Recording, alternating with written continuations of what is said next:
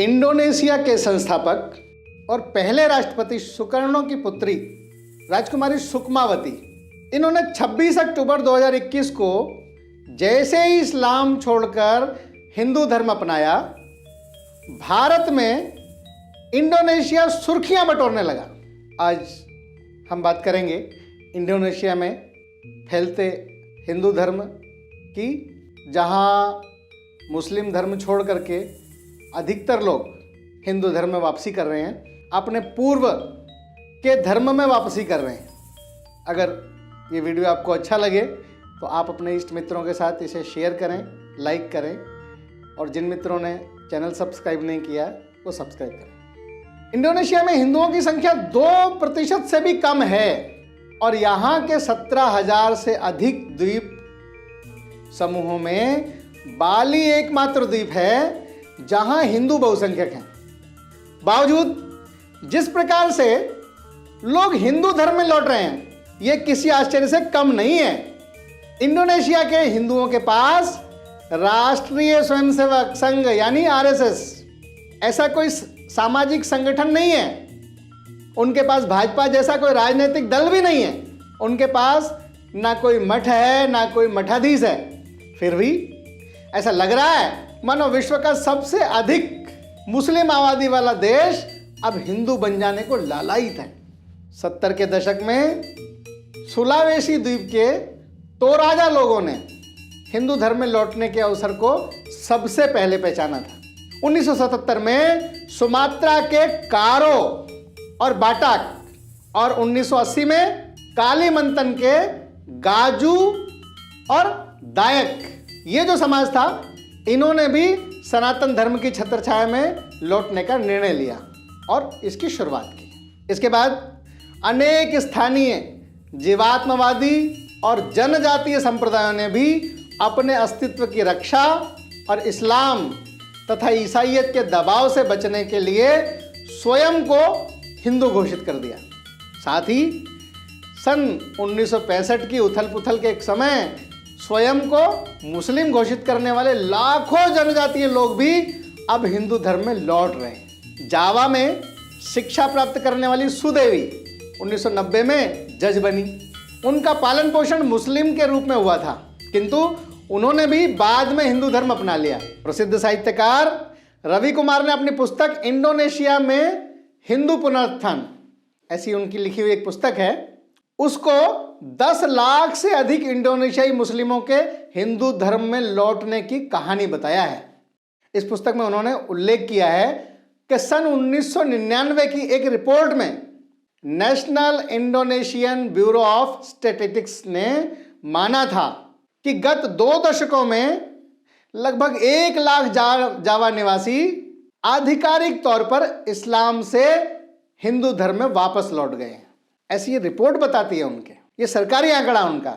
अगर हम इंडोनेशिया में हिंदू पुनरुत्थान की बात करें तो 2017 में जावा की राजकुमारी कांजेंग महिंद्राणी ने हिंदू धर्म अपना लिया था। हाल के वर्षों में सुकर्णो के परिवार से संबंध रखने वाले अनेक लोगों ने हिंदू धर्म अपनाया और जिसमें सबसे ताजा नाम राजकुमारी सुकमावती का है।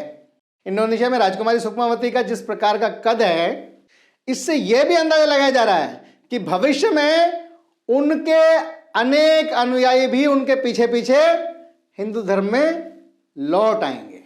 तो प्रश्न है कि इंडोनेशियाई मुसलमान हिंदू धर्म क्यों अपना रहे हैं? हम सबको भी सोचने पर विवश करता है यह प्रश्न। सुकमावती के हिंदू धर्म अपनाने के बाद भारतीय मीडिया ने मुख्य रूप से सब्दा पालन की उस भविष्यवाणी को याद किया जब सन 1478 में उन्होंने मजापहित साम्राज्य के अंतिम शासक ब्रविजय पंचम को इस्लाम कबूलने पर श्राप दिया था। उन्होंने कहा था 500 वर्ष बाद प्राकृतिक आपदाओं के दौर में वे पुनः लौटेंगे और हिंदू धर्म की पुनर्स्थापना करेंगे, यानी प्राकृतिक आपदाएं आनी शुरू हो आएंगी और ऐसा लगता है कि उनकी भविष्यवाणी सत्य होने वाली है। जिस प्रकार से 2004 में आई हिंद महासागर की सुनामी में 2 लाख से अधिक इंडोनेशियाई नागरिकों की मृत्यु हो गई थी। फिर 2006 में हिंद महासागर में आए भूकंप के कारण 5,000 से अधिक लोगों ने जान गंवाई थी। और उसके बाद जावा में भूकंप आदि घटनाओं के कारण वहां के निवासी सब्दा पालन की भविष्यवाणी को बड़ी गंभीरता से ले रहे हैं और ऐसी विपदाओं से बचने के लिए अपने पैतृक हिंदू धर्म में लौट रहे हैं। किंतु सब्दा पालन के श्राप और भविष्यवाणी के अलावा कुछ अन्य गंभीर कारण भी हैं जिन्हें अनदेखा नहीं किया जाना चाहिए। यहां जो सबसे पहला कारण सामने आता है वो है इंडोनेशिया के लोगों में वास्तविक इतिहास का बोध और अपने पूर्वजों के प्रति सम्मान। जाने माने प्रोफेसर शंकर शरण जी ने एक समय कहा था कि भारतीय मुसलमानों के सामने यदि उनका वास्तविक इतिहास रख दिया जाए तो दूसरे ही क्षण वे सभी इस्लाम का त्याग कर देंगे। यद्यपि स्वतंत्रता के 70 वर्ष बाद भी हिंदू बहुल भारतीय राज्य यह करने में सक्षम नहीं हो पाया है, किंतु मुस्लिम बहुल इंडोनेशिया ने यह कर दिखाया। बहुत बड़ी बात है। यहां मजापहित साम्राज्य और अन्य हिंदू साम्राज्यों की उपलब्धियों पर बहुत बल दिया जाता है। यहां के मुस्लिमों को ज्ञात है कि उनके पूर्वज तुर्क या अफगान से आए लुटेरे नहीं अपितु सर्वधर्म समभाव रखने वाले हिंदू थे। इसलिए अपने इतिहास के मूल धर्म में जाना और अपने पूर्वजों के धर्म को अपनाना यहां गौरव का विषय बन गया है। दूसरा बड़ा कारण यहां की संस्कृति में रामायण और महाभारत का प्रभाव। सुकर्णों के समय पाकिस्तान के एक प्रतिनिधिमंडल को इंडोनेशिया में रामलीला देखने का मौका मिला। प्रतिनिधिमंडल में गए लोग इससे हैरान थे कि एक इस्लामी राष्ट्र में रामलीला का मंचन ये कैसे हो रहा है। ये सवाल उन्होंने सुकर्णों से भी किया। सुकर्णों ने तुरंत जवाब दिया। क्या कहा उन्होंने कहा इस्लाम हमारा मजहब है और रामायण हमारी संस्कृति। हमने पूजा पद्धति बदली है, अपने पुरखे नहीं बदले। यह कहने में कोई अतिशयोक्ति नहीं कि इंडोनेशिया के मुस्लिम रामायण और महाभारत अनेक भारतीयों से भी अधिक जानते हैं। यहाँ के लोगों की मानसिकता के साथ साथ रग रग में इन दो महाकाव्यों के पात्र बसे हुए हैं। यहाँ अधिकाधिक घरों में रामायण और महाभारत का पाठ होता है। यहाँ रामायण और महाभारत के चरित्रों के आधार पर नाम रखना बहुत ही आम बात है। यहाँ के इन चरित्रों का उपयोग स्कूली शिक्षा के लिए भी होता है। साथ ही यहाँ वर्ष भर रामायण और महाभारत पर कार्यक्रम होते रहते हैं। इंडोनेशिया की रामलीला विश्व भर में प्रसिद्ध है। रामायण और महाभारत के इस प्रभाव के कारण इंडोनेशियाई मुसलमान हिंदू धर्म के प्रति आकर्षित हो रहे हैं। साथ ही आज इंडोनेशिया के मुसलमान कुरान भी पढ़ रहे हैं और दूसरी ओर रामायण और महाभारत भी। अंग्रेजी शब्दकोश के लेखक और प्रसिद्ध विद्वान फादर कामिल बुल्के ने 1982 में अपने एक लेख में लिखा था, 35 वर्ष पहले मेरे एक मित्र ने जावा के किसी गांव में एक मुस्लिम शिक्षक को रामायण पढ़ते देखकर पूछा कि आप रामायण क्यों पढ़ते हो। तो उन्होंने जो उत्तर दिया बड़ा प्रभावशाली है मित्रों। उन्होंने कहा मैं और अच्छा मनुष्य बनने के लिए रामायण पढ़ता हूं।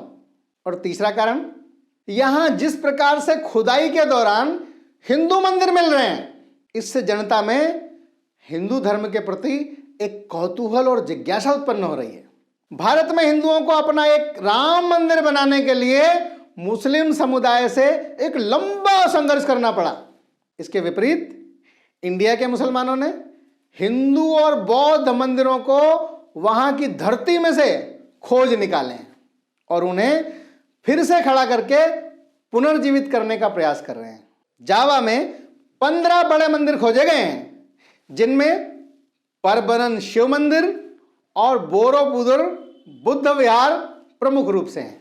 अकेले बाली में 20,000 से अधिक मंदिर हैं जो अपने आप में बहुत बड़ी बात है। इसके अतिरिक्त जकार्ता और अन्य द्वीपों में भी ऐसे बहुत से मंदिर खोजे गए हैं जिसके कारण इंडोनेशिया के मुस्लिम लगातार हिंदू धर्म से अपना जुड़ाव अनुभव कर पा रहे हैं और यही अनुभव उन्हें हिंदू धर्म में लौटने की प्रेरणा दे रहा है। चौथा और सबसे महत्वपूर्ण कारण जिस पर बहुत कम लोगों का ध्यान गया है वह है इंडोनेशिया में भी बढ़ रही है इस्लामिक कट्टरता।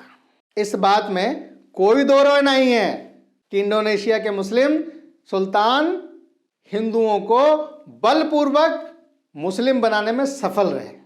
लेकिन चूंकि मुस्लिम शासकों की सत्ता बहुत कम समय तक रही यहां पर, इसलिए नए नए मुस्लिमों का उस हद तक इस्लामीकरण नहीं हो पाया जितना भारत में हुआ। यही कारण है कि उपासना पद्धति और कुछ छोटे मोटे रीति रिवाज बदलने के बावजूद यहां के लोग हिंदू संस्कृति में ही बने रहे, अभी भी बने हुए।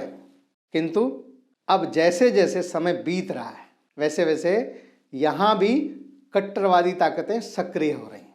नतीजतन यहां भी हिंदू मुस्लिम के बीच तनाव और आतंकवाद पैर पसार रहा है। 2002 में बाली द्वीप में अब तक के सबसे घातक आतंकवादी हमले में 240 लोगों की मौत हो गई थी और 2005 में एक बार फिर सीरियल बॉम्ब ब्लास्ट, श्रृंखलाबद्ध आत्मघाती धमाकों में 26 लोगों की मौत हो गई और 100 से अधिक घायल हुए। बाली बम धमाकों के दोषी अब्दुल अजीज ने स्वीकार किया था कि बाली द्वीप को हिंदू बहुल होने के कारण ही हमलों के लिए चुना गया था। 2012 में सुमात्रा द्वीप के हिंदुओं पर स्थानीय मुस्लिमों ने हमला किया जिसमें 14 लोगों की मौत हो गई थी और 1000 से अधिक हिंदू बेघर हो गए थे। इस प्रकार की इस्लामिक कट्टरता के चलते यहां के लोगों को भी अब वास्तविक कारण समझ में आ रहा है। इंडोनेशिया में मजबूत हो रही वहाबी विचारधारा के कारण यहां के लोगों का इस्लाम से विश्वास उठता जा रहा है और वे हिंदू धर्म की ओर लौट रहे हैं। जिस प्रकार से भारत में हिंदू संगठित हो रहा है उसका प्रभाव सारी दुनिया पर पड़ रहा है, ऐसा लगता है। शायद ये पंक्तियां अब चरितार्थ होने वाली हैं कि हिंदू जगे तो विश्व जगेगा, मानव का विश्वास जगेगा, भेद भावना तमस हटेगा, समरसता अमृत बरसेगा, हिंदू जगे तो विश्व जगेगा। इसकी पहचान हमको दिखने लगी है। वीडियो के अंत तक बने रहने के लिए आप सभी का बहुत बहुत धन्यवाद। मिलेंगे अगली किसी नई वीडियो में किसी नए विषय के साथ। तब तक के लिए आप सभी लोगों को नमस्कार।